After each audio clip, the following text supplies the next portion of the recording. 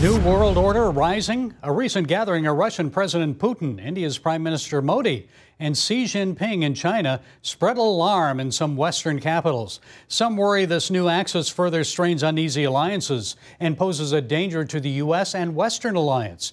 Here with us is entrepreneur, conservative policy analyst, and podcast host Bill Walton. Bill, Putin, Xi joining together did not surprise, but Modi joining them in a new visible alliance? President Trump's critics say it's his trade policy imposing 50% tariffs on India, including a 25% penalty for its continued purchase of Russian oil that drove Modi into the arms of Xi and Putin. So do you agree or disagree?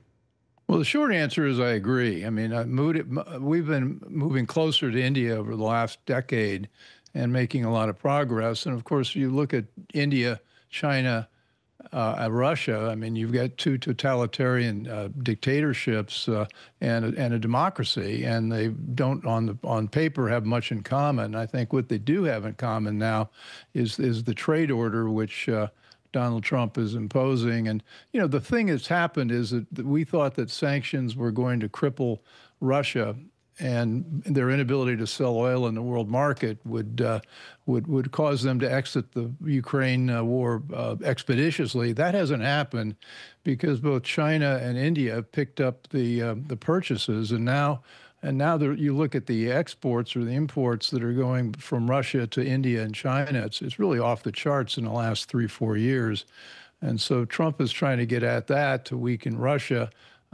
Yet that weakening has not really happened yet.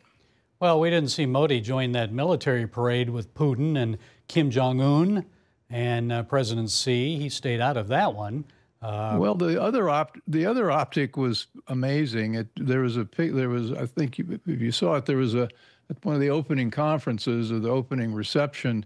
There was the picture of Vladimir Putin and Modi walking towards President Xi, holding hands, chatting happily, smiling.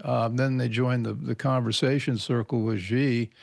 And it almost looked like they were at some cocktail party in the Hamptons. They were so happy and talking and smiling. I've never seen Xi like that. I mean, he's always got the full dictator face on. This was a very different guy, and he does have a relationship with Putin that extends beyond strategic interest. And so, I think drawing Modi into this was, I think, shrewd. And you know, this conference was actually pretty much of a love fest. There were some agreements signed, but the main thing here was the optics, and whether they were real or engineered, it doesn't really matter. It was a show of force.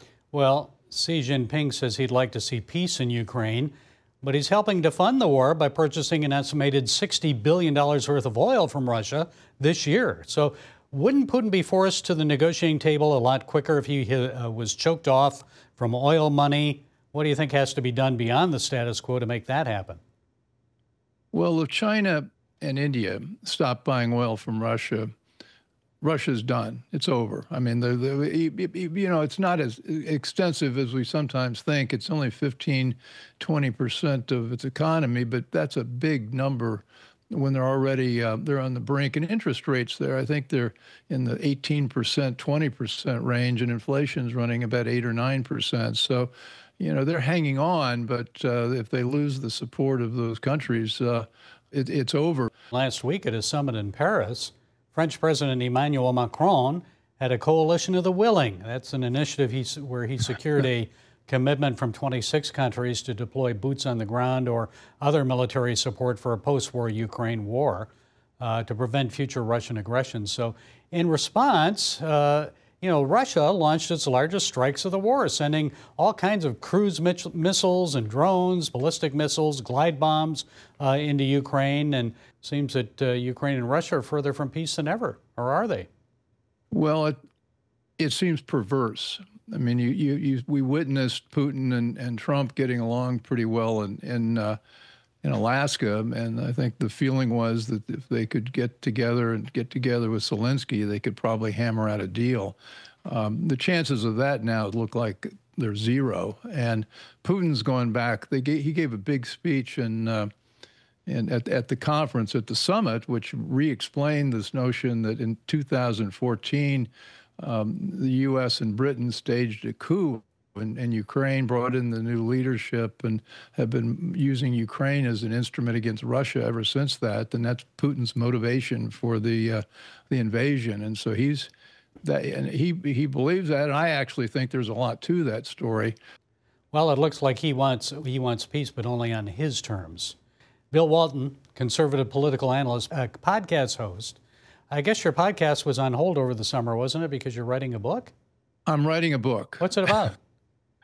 Well, it's about entrepreneurship. It's about, I'm getting very interested in artificial intelligence and what that means going forward. And I'm trying to game out some scenarios and trying to get smart about that. I think it's AI is the biggest single phenomena of our day. Okay, Bill Walton, thanks for sharing your insights. We appreciate it.